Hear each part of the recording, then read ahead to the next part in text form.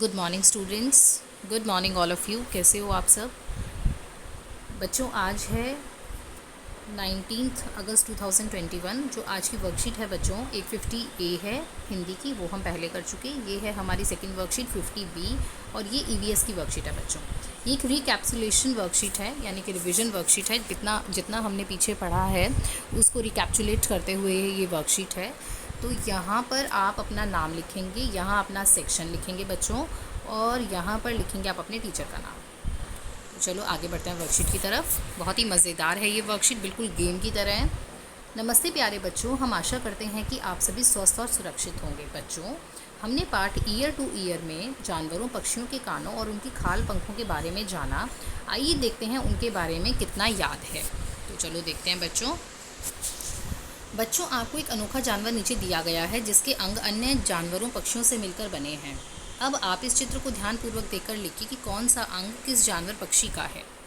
तो देखो बच्चों, यहाँ पे हमें एक अजीब सा जानवर नज़र आ रहा है। पैर किसी और के हैं, पूँछ किसी और की, और खाल किसी और की है, कान किसी और के हैं, और चेहरा किसी और का, और चोंच किसी और जानवर या पक्षी की।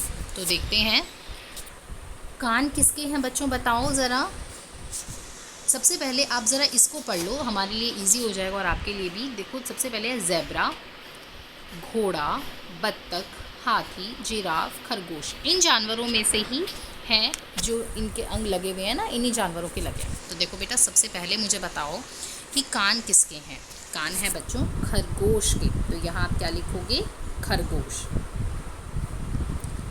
खरगोश, खरगोश। ठीक है।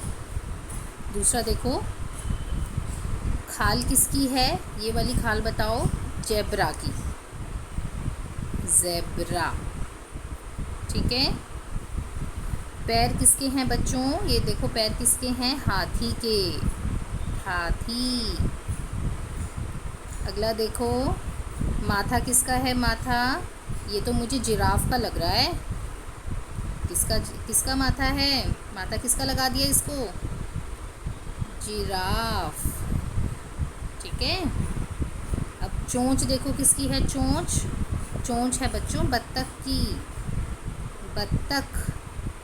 और पूंछ है घोड़े की, घोड़ा। ओके। अब देखो बेटा नेक्स्ट क्वेश्चन। नीचे दिए गए संकेत बॉक्स की सहायता से पहेलियों के उत्तर अपनी कॉपी में लिखिए। जंगल की हूँ मैं शान, पंखे जैसे हैं मेरे कान। बताओ बच्चों कौन है ये जानवर? हाथी, पंखे जैसे कान होते हैं ना। गाजर खाकर बड़े चले, पत्ते जैसे मेरे कान खड़े। खरगोश, गाजर तो सबसे ज़्यादा खरगोश को ही पसंद होती है, और उसके कान भी पत्ते जैसे खड़े होते हैं। कुतर कुतर के खाता हूँ मैं चीज़ें, सिर के ऊपर है मेरे कान, पर कोई ना इन्हें खींचे। बताओ कौन है? देखो बेटा नीचे हमें संकेत बॉक्स भी दिया है, इसमें से आप हेल्प ले सकते हो। ये है बेटा चूहा। जंगल का हूँ मैं राजा, सब करते हैं मेरा सम्मान, सिर के दोनों तरफ होते हैं मेरे कान। शेर, शेर। देखो नीचे आपको किन्हीं दो जानवरों के नाम लिखे हैं जिनके कान दिखाई नहीं देते हैं।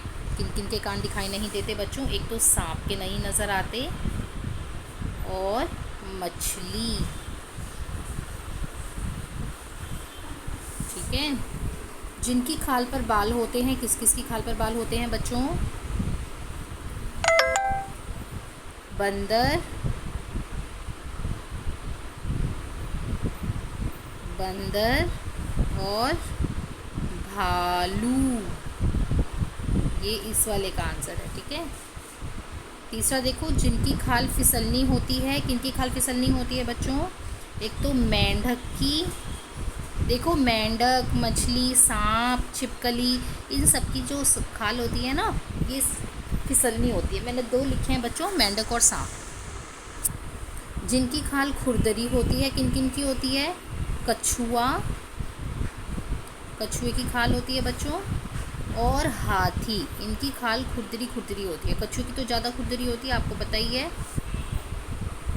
जिनके कान सिर के ऊपर होते हैं। एक तो खरगोश और चूहा। अब देखो, जिनके कान सिर के दोनों तरफ होते हैं, कौन कौन है? एक तो हाथी और शेर, गाय, ठीक है, गधा। इन सब के कान जो है बेटा दोनों तरफ होते हैं। बकरी के कान भी दोनों तरफ होते हैं, तो आप हाथी और बकरी भी लिख सकते हैं। हाथी और बकरी। बकरी के कान आपने देखे होंगे, नीचे की तरफ लटके हुए होते हैं, दोनों तरफ होते हैं। किस पक्षी के पंख सबसे ज़्यादा अच्छे लगते हैं और क्यों? ये आपको खुद से करना है बच्चों, क्योंकि सबका अलग अलग कारण होगा। किसी को कबूतर ज़्यादा पसंद होगा, कबूतर के पंख अच्छे लगते होंगे, किसी को मोर के, ठीक है, किसी को तोते के पंख अच्छे लगते होंगे, किसी को मैना के, किसी को बुलबुल के, ठीक है। तो सबका अलग अलग होगा। जैसे मुझे मोर के पंख ज़्यादा पसंद हैं। क्यों? क्योंकि उसके पंख बहुत ही सुंदर और रंग बिरंगे होते हैं, बड़े बड़े पंख होते हैं, और जब वो नाचता है तो उसके पंख फैलने के बाद बहुत ही सुंदर नज़र आते हैं। ये मेरा कारण है कि मुझे मोर के पंख क्यों पसंद है। आपके सबके अलग अलग पक्षी हो सकते हैं, अलग अलग कारण हो सकते हैं। ओके बच्चों। इसके बाद है बच्चों अभिभावकों के लिए सुझाव। अभिभावक मतलब आपके पेरेंट्स। बच्चों के व्यवहार को जानवरों के प्रति संवेदनशील बनाएं।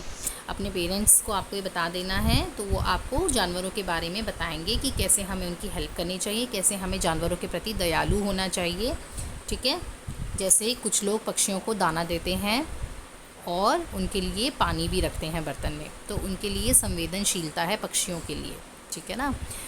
और कुछ लोग जानवरों को कुछ खाना खिलाते हैं, जैसे गाय को रोटी देना, कुत्ते को खाना डालना, ये सब जानवरों के प्रति हमारी संवेदनशीलता है बच्चों।